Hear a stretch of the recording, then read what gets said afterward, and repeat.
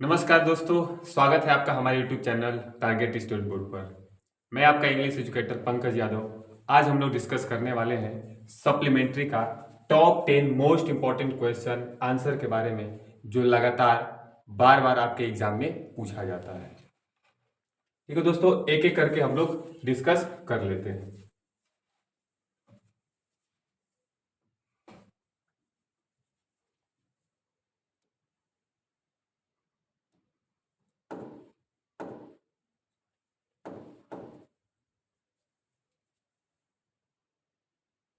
देखिए दोस्तों, पहला क्वेश्चन है कि व्हाट हैड सैम रिटेन।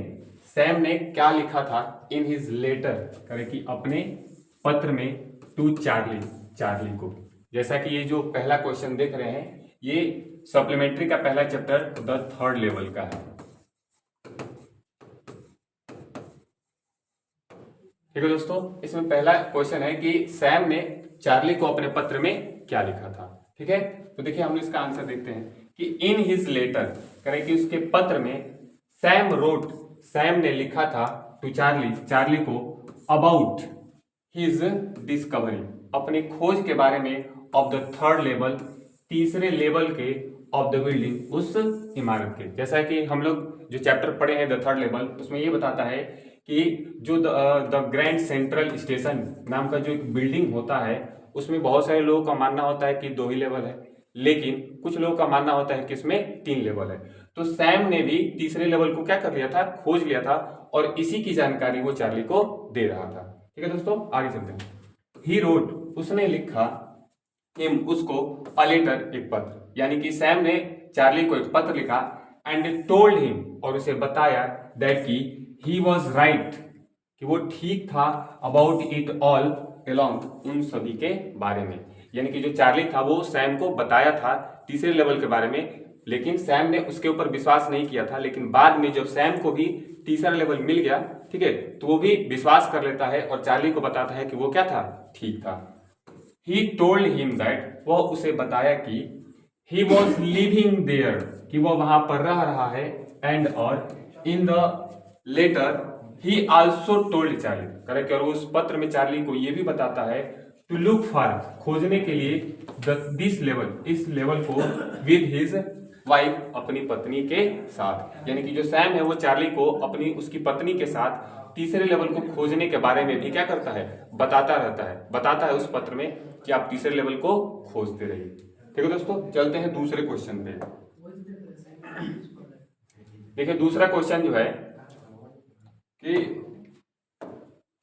ठीक है, दूसरा क्वेश्चन करें कि हु वाज हाना। अब ये जो जो क्वेश्चन है वो है द एनिमी का, यानी कि जो चौथा चैप्टर है द एनिमी, उसका ये क्वेश्चन है कि हु वाज हाना, हाना कौन थी, how did she meet Sadao, और वो सदाव से कैसे मिली थी। हाना कौन थी और वो सदाव से कैसे मिली थी।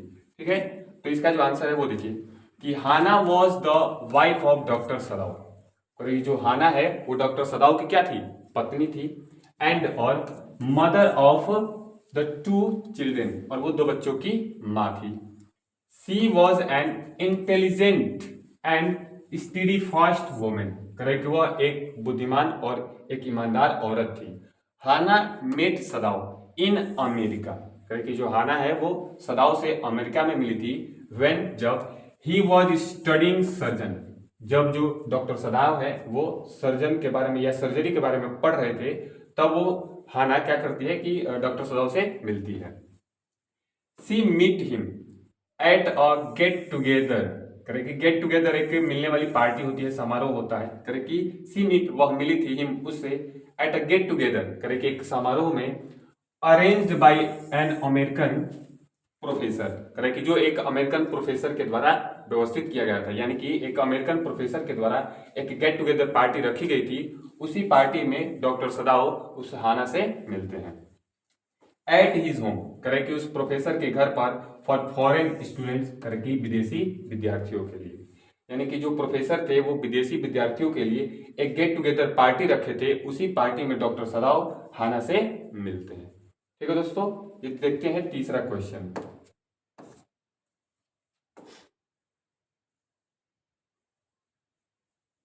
देखिए तीसरा क्वेश्चन भी हमारे पहले चैप्टर से ही है, सॉरी द थर्ड लेवल से ही है कि हु वाज द साइकेट्रिस्ट, यानी कि साइकेट्रिस्ट कौन था।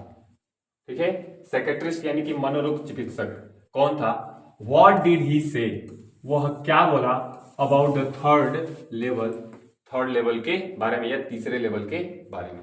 ठीक है, तो देखिए the psychiatrist was a friend of Charlie, और जो साइकेट्रिस्ट था वो चार्ली का फ्रेंड था, नेम्ड सैम, जिसका नाम क्या था, सैम था।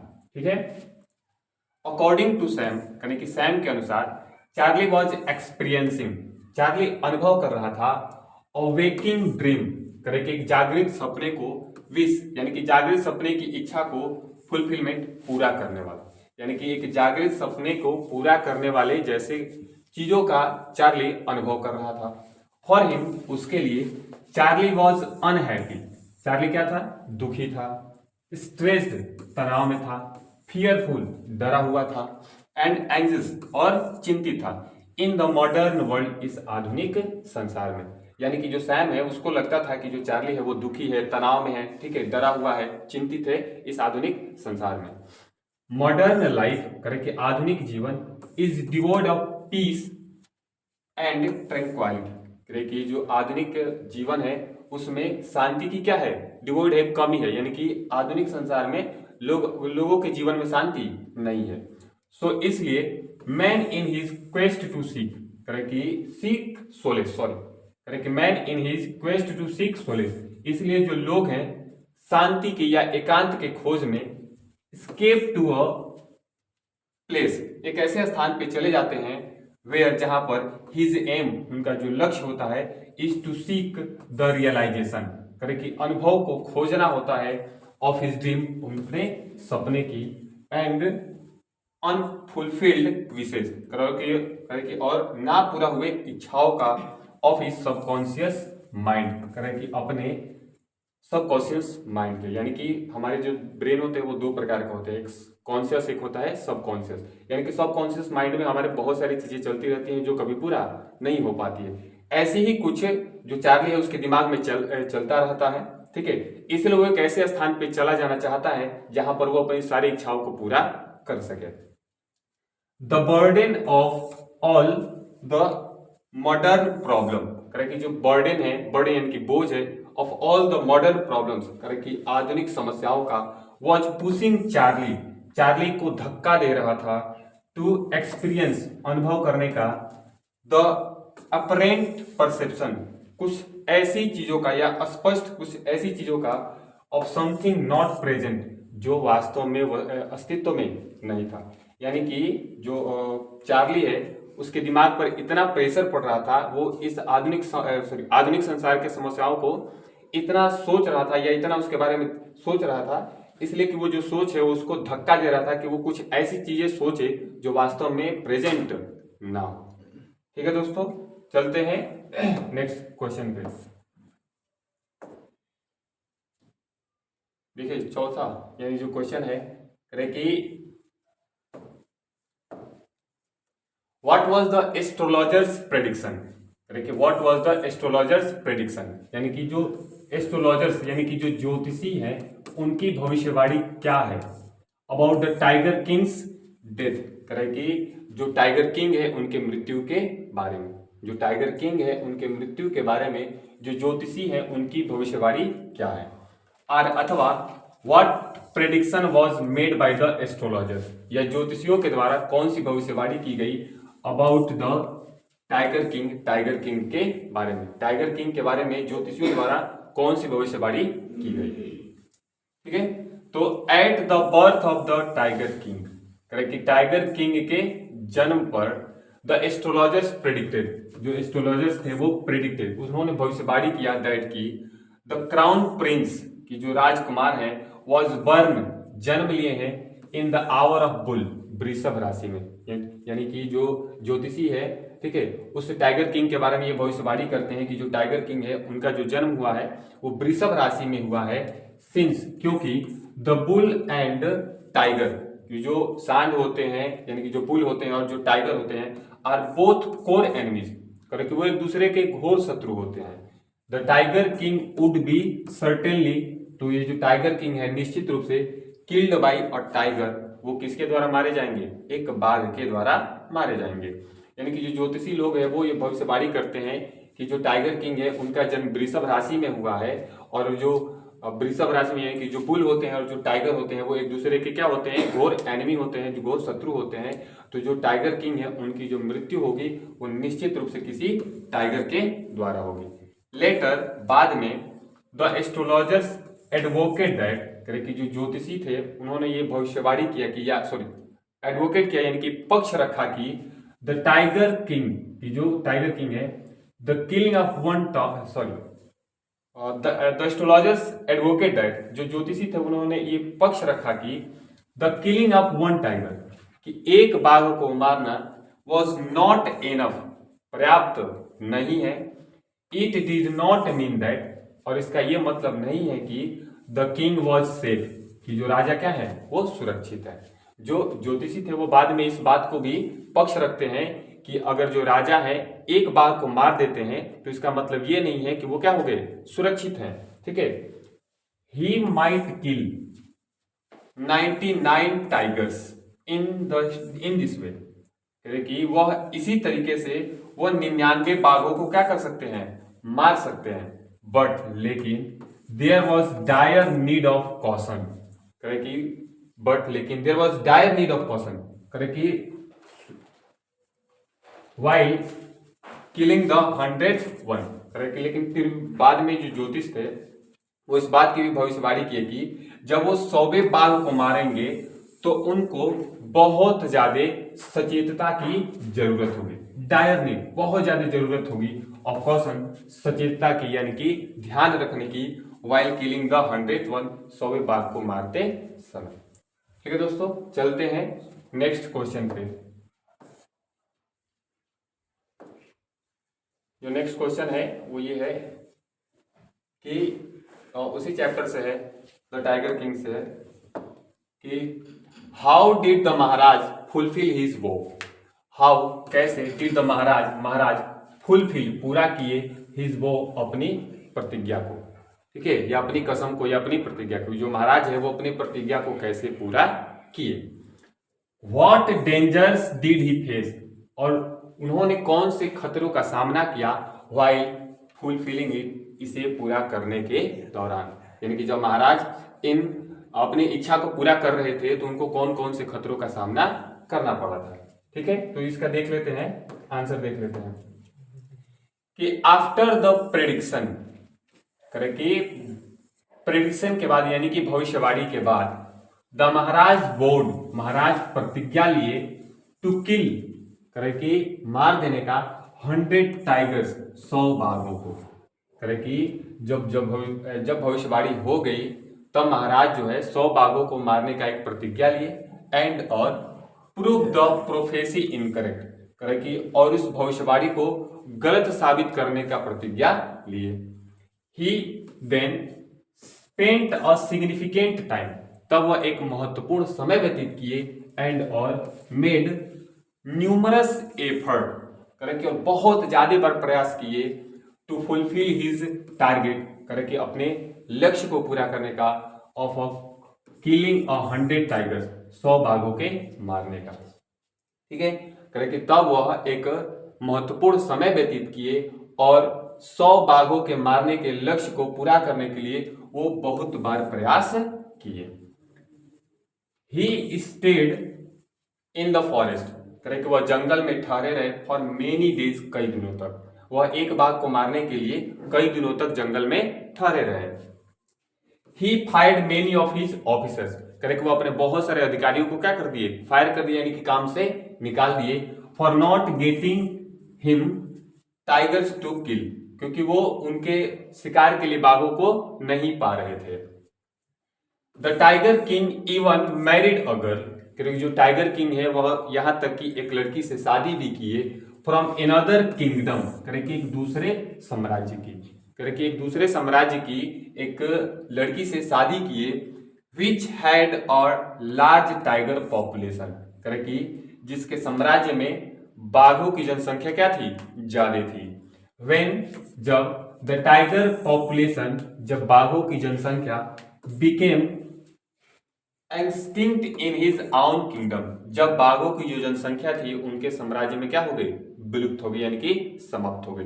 जब महाराज के अपने साम्राज्य में बाघों की संख्या समाप्त हो गई, तब महाराज एक दूसरे साम्राज्य की लड़की से शादी किए, जिसके साम्राज्य में बाघों की संख्या क्या थी, बहुत ज्यादा थी। The tiger king also band tiger hunting, अब जो टाइगर किंग थे वो अपने साम्राज्य में बाघों के शिकार पर रोक लगा दिए, इन हिज स्टेट, अपने राज्य में, एंड डिड नॉट परमिट, करे कि और अनुमति नहीं दिए हाई रैंकिंग ब्रिटिश ऑफिसर, करे कि एक उच्च रैंक के ब्रिटिश अधिकारी को, हु विजिटेड प्रतिबंधापुरम, जो प्रतिबंधापुरम में आया था, टू शूट टाइगर्स, बाघों का शिकार करने के लिए, करे कि प्रतिबंधापुरम में बाघों का शिकार करने के लिए एक उच्च रैंक का ब्रिटिश अधिकारी आया हुआ था, उसको महाराज बाघों के शिकार करने से रोक लगा दिए, उसको अनुमति नहीं दी। एज ही फियर्ड, जैसा कि वो डरे हुए थे, दैट की अदर ब्रिटिश ऑफिसर, कि जो अन्य ब्रिटिश अधिकारी हैं, would turn up for similar expedition, कि जो अन्य ब्रिटिश अधिकारी हैं ठीक इसी उद्देश्य से यहाँ पर आ सकते हैं, फिर राजा फिर उनको मना नहीं कर पाएंगे, इसीलिए ब्रिटिश अधिकारी पहले ही ब्रिटिश अधिकारी को, जो टाइगर किंग है वो पहले ही क्या कर दिए, मना कर दिए। लेटर, बाद में, ही रियलाइज द डेंजर, तब महाराज को बाद में खतरे का महसूस हुआ या खतरा महसूस हुआ, टू हिज थ्रोन, करके अपने सिंहासन का, तब बाद में महाराज को अपने सिंहासन को लेकर थोड़ा सा खतरा महसूस हुआ। एंड और had to spend a sum of 3 lakh rupees, correct, और इसलिए महाराज को 3 लाख रुपए खर्च करने पड़े, टू इम्प्रेस, करेक्ट, प्रभावित करने के लिए, the British officers wife, correct, उस ब्रिटिश अधिकारी के पत्नी को प्रभावित करने के लिए या मनाने के लिए, एंड और discourage him from killing tigers, correct, और बाघों के शिकार के दुस्साहस के लिए उसको रोकने के लिए महाराज को 3 लाख रुपए खर्च करने पड़े। ठीक है दोस्तों, तो ये जो क्वेश्चन है ये बार बार पूछा गया है, आप इसे रट के जाइएगा, याद करके जाइएगा। ठीक है, चलते हैं नेक्स्ट क्वेश्चन पे। देखिए, जो नेक्स्ट क्वेश्चन है वो है आपके तीसरे चैप्टर से, ठीक है, और वो क्वेश्चन है कि describe Antarctica, describe Antarctica, correct, Antarctica का वर्णन करिए इन योर आउन वर्ड्स, अपने शब्दों में, on the basis of lesson journey to the end of earth, यानी कि जो लेसन है, जो चैप्टर है journey to the end of earth, इसके आधार पर अंटार्कटिका के बारे में अपने शब्दों में क्या करना है, वर्णन करना है। ठीक है, तो Antarctica is home to 90% of the earth total ice volume, correct, Antarctica is home, Antarctica घर है, is to 90% of earth total ice volume, correct, पूरी पृथ्वी पर बर्फ के 90% हिस्से का, यानी कि पूरी जो पृथ्वी है उस पर अगर बर्फ है 100%, तो उसके 90% जो बर्फ है वो सीधे कहाँ पाए जाते हैं, आपके अंटार्कटिका में। It has a simple ecosystem, कि जो अंटार्कटिका है उसका एक सामान्य सा इकोसिस्टम है, वातावरण है, एंड और lakhs a lot of biodiversity, और वहां पर बहुत ज्यादा जीव विविधता की क्या है, कमी है। Found in other warmer region, जो अन्य गर्म क्षेत्रों में पाया जाता है उनके अपेक्षा, करेक्ट, अन्य गर्म क्षेत्रों में पाए जाने वाली जो जैव विविधता है उसके अपेक्षा अंटार्कटिका में जैव विविधता की बहुत ज्यादा कमी है। बट लेकिन an individual can find small creatures, लेकिन वहां पर कोई भी व्यक्ति एक छोटे प्राणी को देख सकता है, पा सकता है, लाइक मीजेज एंड माइट्स, करेक्ट, छोटे छोटे कीड़ों मकोड़ों जैसे, एंड और ह्यूज क्रिएचर्स, और वहां पर बड़े प्राणी भी देखने को मिलते हैं, लाइक ब्लू व्हेल्स, करेक्ट, एक नीली व्हेल्स के जैसे, एक नीली व्हेल के जैसे वहां पर बड़े से प्राणी को भी देखा जा सकता है, और वहां पर छोटे छोटे कीड़े मकोड़ों को भी देखा जा सकता है। Along with iceberg, करेक्ट, और वहां पर बर्फ के बड़े बड़े चट्टान को भी देखा जा सकता है, एज बिग एज कंट्रीज, जो देशों के जितने बड़े होते हैं। द प्लेस इज अनटच्ड, कि जो स्थान है वो अभी अनटच्ड है, यानी कि वहां पर कोई टच अनटच मतलब वहां पर कोई मानव का हस्तक्षेप नहीं है, बाय ह्यूमंस यानी कि मानव का, यानी कि वहां पर मानव का कोई हस्तक्षेप नहीं है। एंड और इट्स इन्वेंशन, कि और उसके खोज का, यानी कि मानव और उसके द्वारा किए गए खोज का वहां पर कोई भी मतलब हस्तक्षेप नहीं है। देयरफॉर इसलिए it is a quite place, कि इसलिए एक ऐसा स्थान हो जाता है विच इज ओनली इंटरप्टेड, कि इसलिए वहां पर केवल बाधित होती है by the falling of mass of snow, बर्फ के बड़े बड़े चट्टान के गिरने का रैपिडली निरंतर डाउन अ माउंटेन, कि एक पर्वतों से, कि एक पर्वतों से जब बर्फ के बड़े बड़े चट्टान नीचे गिरते हैं तब वहां पर बर्फ की चट्टानों की वजह से वहां पर आवाज सुनाई देती है और वहां की जो शांति है उसमें हस्तक्षेप होता है, इंटरप्टेड होती है। ठीक है दोस्तों, तो कम से कम आपको इतना तो लिख के आना पड़ेगा। ठीक है, आगे चलते हैं।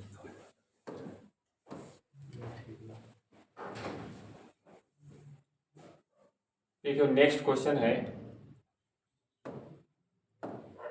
देखिए ये भी बड़ा इंपॉर्टेंट क्वेश्चन है। ठीक है, ये लास्ट ईयर पूछा गया था। ठीक है, अब ये आगे इसके भी पूछने की संभावना है। ठीक है, हैज सोफी मेट डेनी कैसी, क्या जो सोफी थी वो डेनी कैसी से मिली थी। अब ये जो डेनी कैसी था कौन था, एक फुटबॉलर था। ठीक, और ये सोफी कौन थी, तो एक ऐसी लड़की थी जो अपने इमेजिनेशन में ही खोई रहती थी। ठीक है, वो हर चीज को वो क्या करती थी, अपनी कल्पनाओं में ही देखती रहती थी। ठीक है, कि वो कल्पना ही करती रहती थी कि वो आगे चल के ये करेगी वो करेगी। ठीक है, और कल्पना ही करती है और अपने पूरे घर वालों को बता देती है कि वो डेनी कैसी से मिली थी। तो यही क्वेश्चन है कि क्या सच में डेनी कैसी, सॉरी क्या सोफी डेनी कैसी से मिली थी। तो आइए देखते हैं, तो आंसर में है नो, सोफी डेनी कैसी से नहीं मिली थी। सोफी नेवर रियली मेट डेनी कैसी, सोफी वास्तव में डेनी कैसी से नहीं मिली थी। शी हैड जस्ट सीन डेनी कैसी ऑन द फील्ड, कि वह डेनी कैसी को केवल कहां देखी थी, फील्ड यानी कि मैदान पर देखी थी।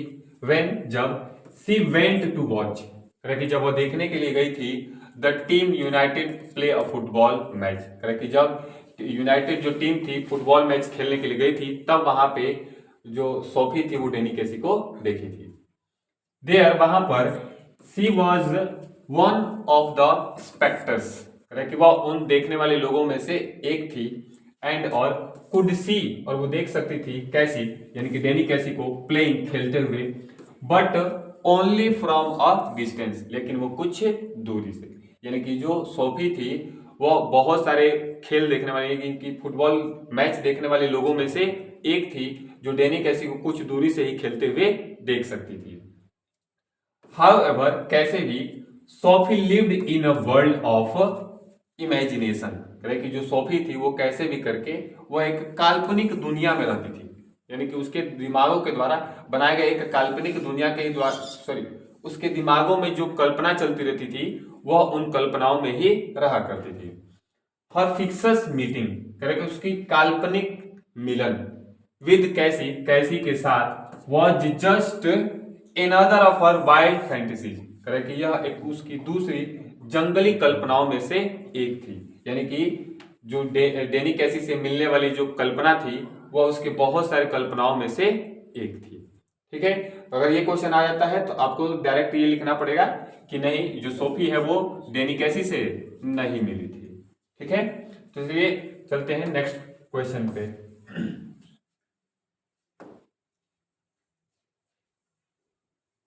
देखिए नेक्स्ट क्वेश्चन है, ये भी द एनिमी से है।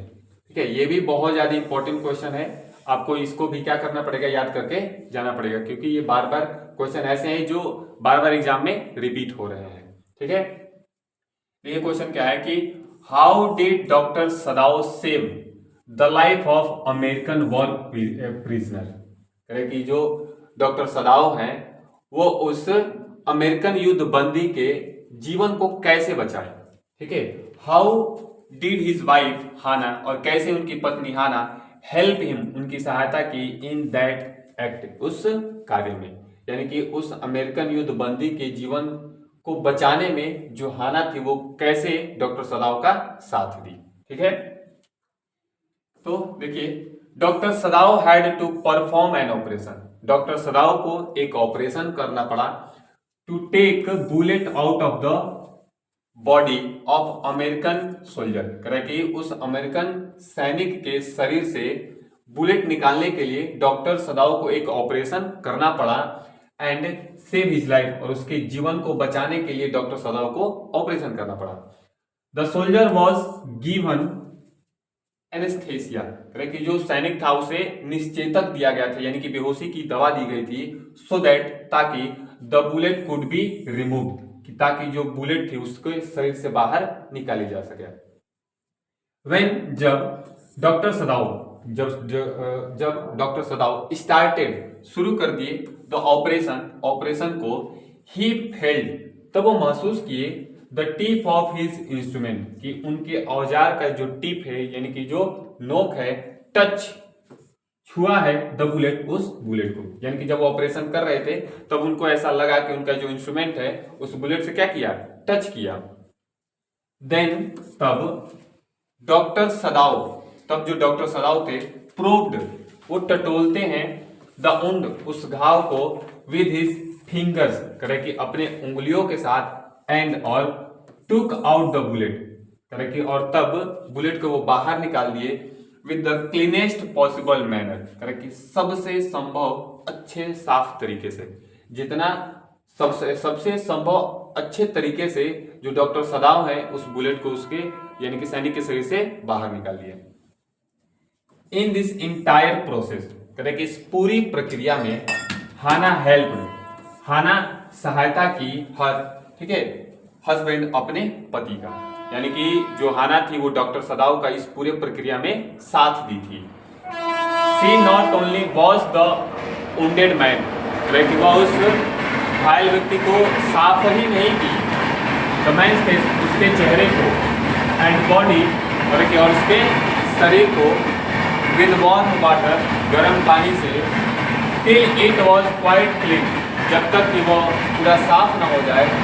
बट आल्सो असिस्टेड डॉक्टर सदाव, बल्कि डॉक्टर सदाव को असिस्ट भी की थी, यानी कि सहायता भी की थी। ठीक है, सदाव ड्यूरिंग द ऑपरेशन, कि सदाव ऑपरेशन के दौरान, even though she has never been witnessed an operation, कि Sadao during the operation, even though she has never even witnessed an operation, correct, वो डॉक्टर सदाव का साथ दी यहां तक कि जब वो कोई भी ऑपरेशन नहीं देखी थी, बिफोर, इसके पहले, यानी कि वो डॉक्टर सदाव का साथ देती है, ठीक है, बल्कि इसके पहले वो कभी भी कोई ऑपरेशन नहीं देखी थी। इट वॉज हाना, कि ये वो हाना थी, हु जो गेव द एनेस्थेसिया, कि जिसने क्या किया था, निश्चेतक यानी कि बेहोशी की दवा दी थी, टू द सोल्जर, उस सैनिक को। ठीक है, तो इतना आपको लिख के आना पड़ेगा। ठीक है, और ये इंपॉर्टेंट क्वेश्चन है, ध्यान में रखिएगा, ये बार बार पूछा जा रहा है। ठीक है, तो आप इसको याद करके ही जाइएगा। ठीक है, तो चलते हैं नेक्स्ट क्वेश्चन पे, और जो नेक्स्ट क्वेश्चन है वो ये है कि हु इज मिस्टर लैम्ब। ठीक है, कि मिस्टर लैम्ब कौन है। ठीक है, who is Mister Lamb, Mister Lamb कौन है। How does Derry get into the garden, और जो डेरी है कैसे बगीचे में आ गया। ठीक है, ये क्वेश्चन लास्ट ईयर आया था। ठीक है, आप लोग जाके चेक भी कर सकते हो, लेकिन जो क्वेश्चन पूछने का जो तरीका था वो अलग था। ठीक है, कि हाउ, जैसे ये था कि who is Mister Lamb, Mister Lamb कौन है। ठीक है, how does Derry get contact to him, और डेरी कैसे उनके संपर्क में आ गया था। ठीक है, तो देखिए ये भी इंपॉर्टेंट है, आप लोग इसको भी याद करके जाइएगा। ठीक है, mister lamb is an old man, जो मिस्टर लैम्ब है वो एक बूढ़े व्यक्ति हैं। हु लिव्स, जो रहते हैं, इन अ बिग हाउस, एक बड़े घर में। मिस्टर लैम्ब एक बूढ़े व्यक्ति हैं जो एक बड़े घर में रहते हैं। ही हैज नो फैमिली, उनका कोई परिवार नहीं था। ठीक है, he lost one of his legs, करें कि वह अपना एक पैर खो दिए थे। इन एन एक्सप्लोजन, करें कि एक धमाके में, इन अ वॉर, एक युद्ध के, एक युद्ध के धमाके में वो अपने पैर को खो दिए थे। As Derry was walking past Mister Lamb's garden, कि जैसा कि जो डेरी है मिस्टर लैम के बगीचे से गुजर रहा था, ही फेल्ट, तो महसूस किया, यानी कि डेरी महसूस किया, द प्लेस वॉज आइसोलेटेड, कि जो स्थान है वो क्या है, आइसोलेट है, एकांतवास है, यानी कि यहाँ पर कोई नहीं है। सो इसलिए he got into the garden, इसलिए वो बगीचे में चला गया, by climbing over the garden wall, कि गार्डन की दीवार के ऊपर चढ़ते हुए, यानी कि उस बगीचे की दीवार के ऊपर चढ़ते हुए वो उस बगीचे में चला गया। ठीक है दोस्तों, तो चलिए नेक्स्ट क्वेश्चन देखते हैं।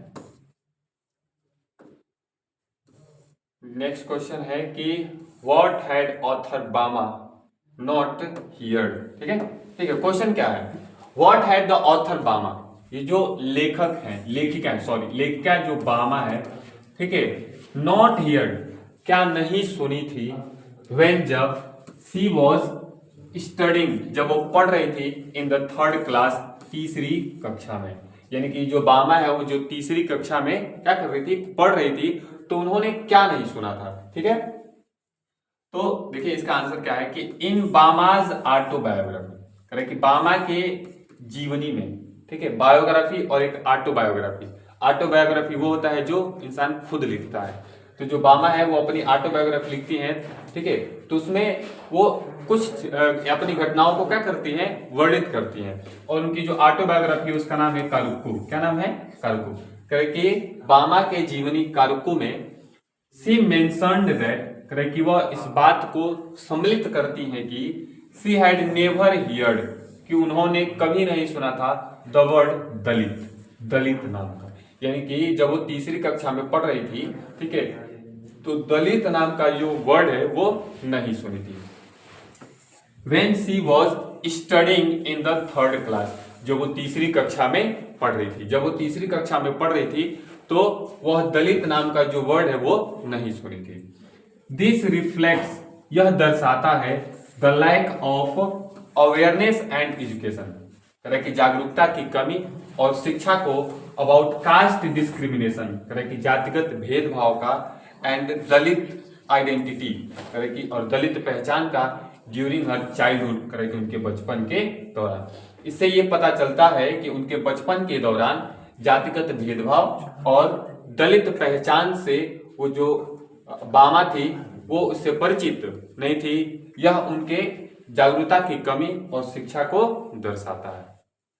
ठीक है दोस्तों, तो ये हमारे 10 मोस्ट इंपॉर्टेंट क्वेश्चन आंसर थे जो आपको एग्जाम में याद करके जाना है। ठीक है, तो दोस्तों ये रहे हमारे मोस्ट इंपॉर्टेंट क्वेश्चन आंसर जो कि सप्लीमेंट्री के लिए कंप्लीट हो गए हैं। अगर आप इतना याद करके जाते हैं तो आप सप्लीमेंट्री से आए हुए कोई भी क्वेश्चन छोड़ के नहीं आएंगे। चलिए अब एक वन वर्ड सब्स्टिट्यूशंस का क्वेश्चन करते हैं।